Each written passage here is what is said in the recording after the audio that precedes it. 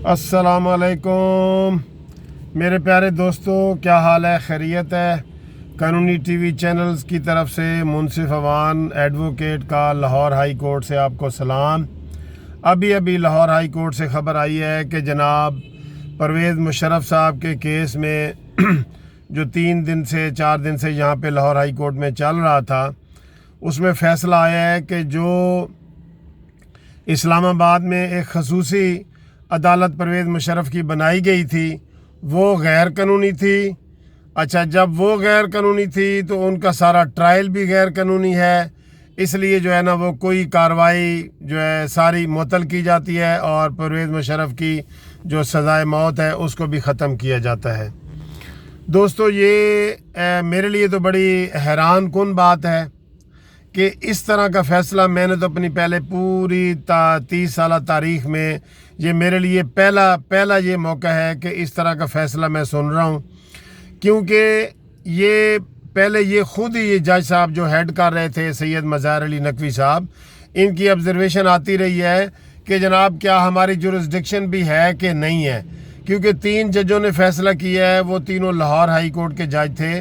और इस केस की जो अपील है वो सुप्रीम कोर्ट में फ़ाइल होनी थी। लेकिन दोस्तों, आपको मैं मज़े की बात बताऊं कि इसमें हकूमत की तरफ से या परवेज़ मुशर्रफ के मुखालफत में कोई भी पेश नहीं हुआ,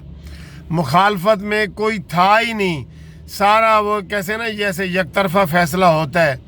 तो वो यकतरफ़ा तौर पे जनाब परवेज़ मुशर्रफ के वकील पेश होते रहे,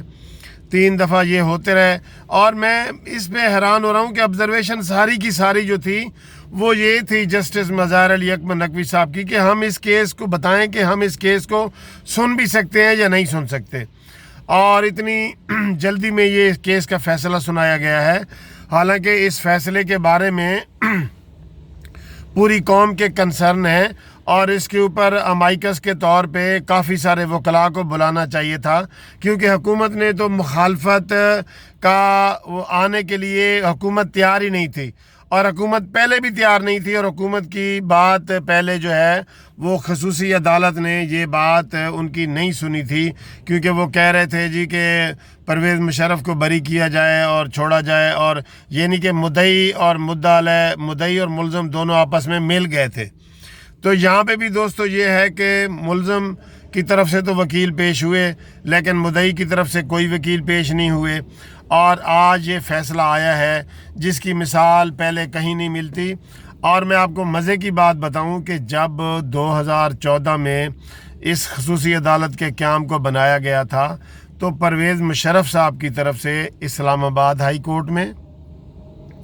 और सुप्रीम कोर्ट में इन चीज़ों को चैलेंज किया था। और एक और मज़े की बात मैं बताऊं कि उन्होंने कहा था कि ये रेफरेंस गलत है। सुप्रीम कोर्ट के 14 जज सुप्रीम कोर्ट के, उन्होंने हेडेड बाई तसद्दुक जिलानी, उन्होंने ये फ़ैसला किया था कि जो मुशर्रफ के ख़िलाफ़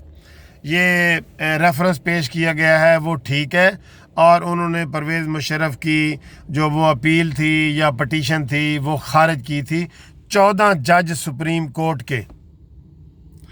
अब इधर एक तरफ तो जनाब उसकी मुशर्रफ के वकील सुप्रीम कोर्ट में केस कर रहे थे,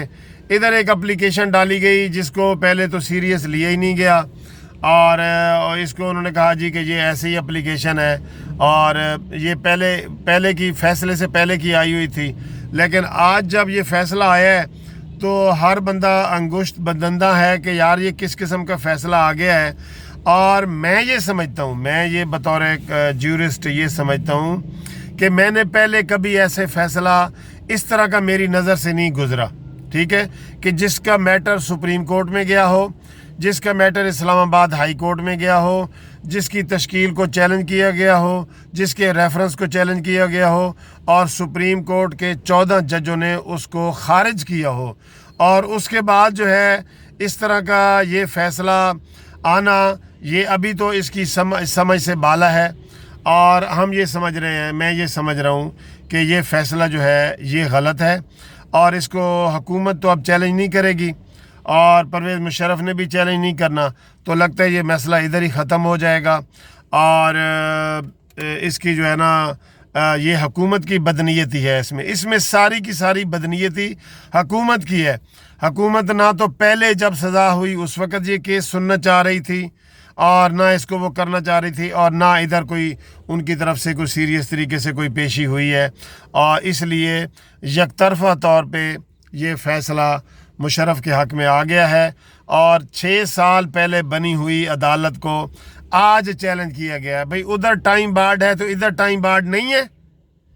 آپ کہتے ہیں جی کہ جو 2007 میں قانون پاس ہوا تھا آئین توڑنے کا تو ٹائم بارڈ ہے جی، وہ پیچھے سے لاگو نہیں ہوگا، 2006 سے لاگو نہیں ہوگا. تو اس عدالت کو بنے ہوئے 6 سال ہو گئے تھے، تو یہ جو اپلیکیشن ادھر دی گئی تھی یہ ٹائم بارڈ نہیں تھی. 6 سال کے بعد آپ کہہ رہے ہیں کہ یہ عدالت ہی غلط تھی. تو آپ کو کوئی دوستو سمجھ آ رہی ہے؟ یہ یک طرفہ فیصلہ ہے، اور اس کی اب مزے کی بات یہ ہے کہ اس کو چیلنج بھی آگے کوئی نہیں کرے گا. نہ پرویز مشرف نے تو چیلنج نہیں کرنا، اس کے حق میں ہو گیا ہے، اور حکومت بھی یہی چاہ رہی ہے کہ جناب علی اس کو جو ہے نا بالکل بری ہونا چاہیے اور اس کو چھوڑا جائے. حالانکہ سیاسی حلقے پہلے یہ کہہ رہے تھے کہ چلے ایگزمپلری صحیح ایک مثال سیٹ ہوئی ہے کہ آئین کو تاکہ آئندہ کوئی نہ توڑے، لیکن آج جو ہے نا یہ سمجھ سے بالا فیصلہ آیا ہے، اور میرا یہی تبصرہ ہے اس میں کہ یہ سارا کا سارا اس میں حکومت کا قصور ہے. Thank you very much.